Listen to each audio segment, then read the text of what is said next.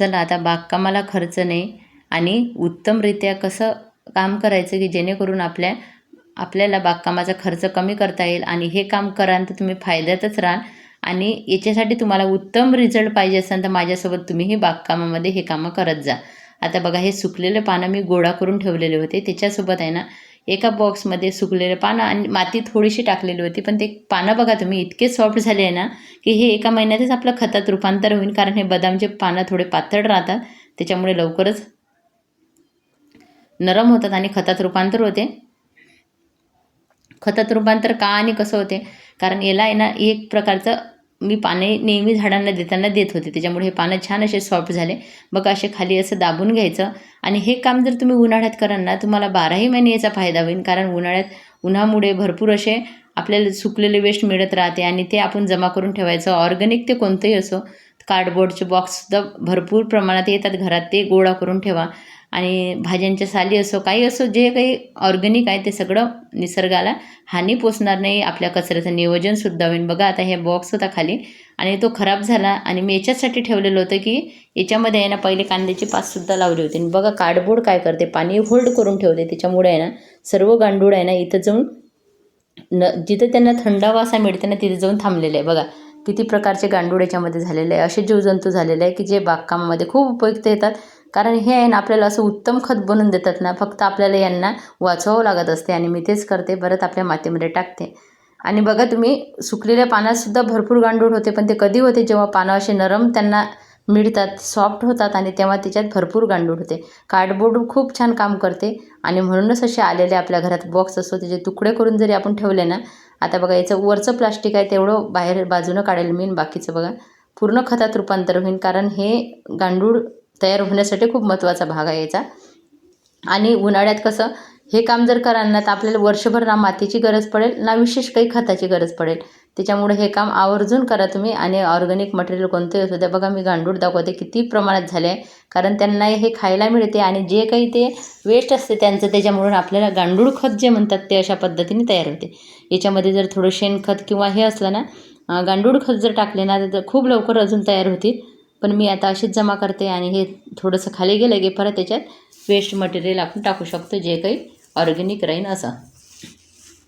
आणि तेच मला गांडूळ वगैरे दिसले ना खूप आनंद होते. कारण एक प्रश्न शाळेत वाचला तेव्हापासूनच मला हे महत्त्व कळलं की गांडूळ जमीन भुसभुशीत करतात म्हणून त्याला शेतकऱ्याचा मित्र असं म्हटलेलं आहे. आणि तेव्हाच एखाद्या शाळेत शिकलेली गोष्ट असते ना जे आपण लिहितो ते खूप गोष्ट लक्षात राहते आणि बागकामामुळे ते जास्तच ठळक पद्धतीने मला जाणवते.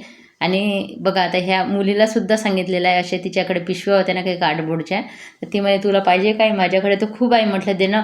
आणि मी लगेच आता घरातल्यांना सर्वांना माहीत राहते की मला काय काय पाहिजे.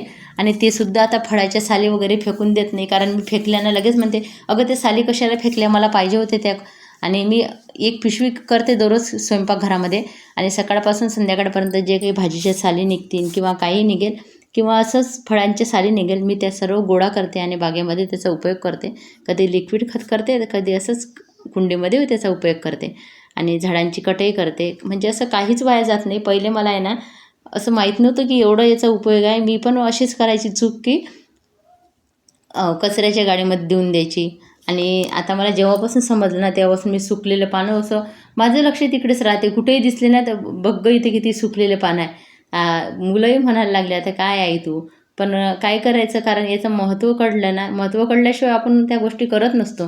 पण जेव्हा महत्त्व कळलं ना तेव्हा आपण त्या गोष्टी सातत्याने करत जातो आणि सातत्याने केल्यावरच आपल्याला त्याचा फायदा होतो. आज केलं उद्या नाही केलं तर त्या गोष्टीचा फायदा होत नाही. म्हणून माझं असं सातत्य चालू आहे या गोष्टीमध्ये. आणि मला याचाही आनंद होते की आपण थोडं का होईना निसर्गाला वाचवण्याचा प्रयत्न करतो आहे. आपण जे वेस्ट म्हणून टाकायचं त्याच्यामध्ये जे प्रदूषण व्हायचं ते आपण वाचवतो आहे. आणि आपल्या झाडांना उत्तम खतसुद्धा मिळते. अशा पद्धतीने एक लेअर जर तुम्ही मध्ये मध्ये मातीची टाकाल ना तर खत खूप लवकर तयार होईल. आणि पानं तुम्ही असेच गोळा करून ठेवाल नाही असं जास्तीचे त्याच्यावर मध्ये मध्ये पाणी मारत राहिल्यानं छान ते असे सॉफ्ट तयार होईल. हळूहळू त्याच्यामध्ये खत तयार होईल. मध्ये जर मुठमुठभर माती टाकले ना तर खूप छान लवकर खत तयार होते. आणि उन्हाळ्यात मी हेच काम करत आहे. मी विशेष भाज्या वगैरे तर काही लावल्या नाही यावर्षी कारण वेळ पण झाला आणि आणि उन्हाळ्यात खूप जास्त काळजीसुद्धा घ्यावं लागते.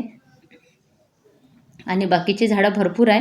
आणि आता बघा त्याचंच माझं चालू आहे की जे काही हार्ड मटेरियल असते ना ते खाली टाकते आणि उन्हाळ्यात हेच काम सुरू आहे. ज्या आधीच्या कुंड्या आहे ना त्या खाली बसलेल्या आहे ना ते मी बाहेर काढत आहे आणि ते एका कुंडीच्या मातीत माझ्या 4 कुंड्या भरणं होतील अशा पद्धतीने काम करत आहे. म्हणजे वेस्ट भरपूर टाकत आहे त्याच्यामध्ये आणि मी जे काम करते ते तुम्हाला नेहमी दाखवण्याचा जसा आहे तसा प्रयत्न करत असते. दाखवायचं काही वेगळं आणि करायचं काही वेगळं असं म्हणजे होत नाही. त्याच्यामुळे तुम्ही माझ्यावर हे करू शकता. कारण तुम्हाला नेहमी माहीत आहे का जे आधीपासून व्हिडिओ पाहतात आणि ज्या त्याही मला कमेंट करतात ना त्यांनी पण माझं प्रोत्साहन खूप जास्त वाढते म्हणून त्यांच्यासाठी खूप मनापासून धन्यवाद मानते मी. आणि बघा आता अशा पद्धतीने तुम्ही तुमच्या बागेमध्ये काम करा. मोठा ग्रो बॅग असो किंवा छोट्या कुंड्या असो तुम्ही असं भरायचा प्रयत्न कराल ना तर तुम्ही नेहमी फायद्यात राहाल हे काम तुम्ही जर कराल तर.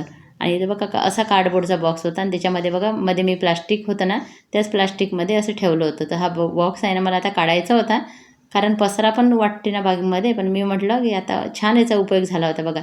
खत निर्माण करून दिलं मला ह्या बॉक्सने आणि आता याचा उरलेला बॉक्ससुद्धा मी खतामध्ये मिक्स करेन. आजचा व्हिडिओ तुम्हाला आवडत असेल, माहिती छान वाटली असेल तर चॅनलला तुम्ही जाण्याच्या पूर्वी एक लाईक नक्कीच करू शकता. आवडत असेल तर चॅनलला सबस्क्राईबसुद्धा करू शकता. आणि असेच नवीन व्हिडिओ मी घेऊन येण्याचा नेहमी प्रयत्न करत असते. धन्यवाद तुमचे मनापासून पूर्ण व्हिडिओ बघितला त्याच्यासाठी धन्यवाद.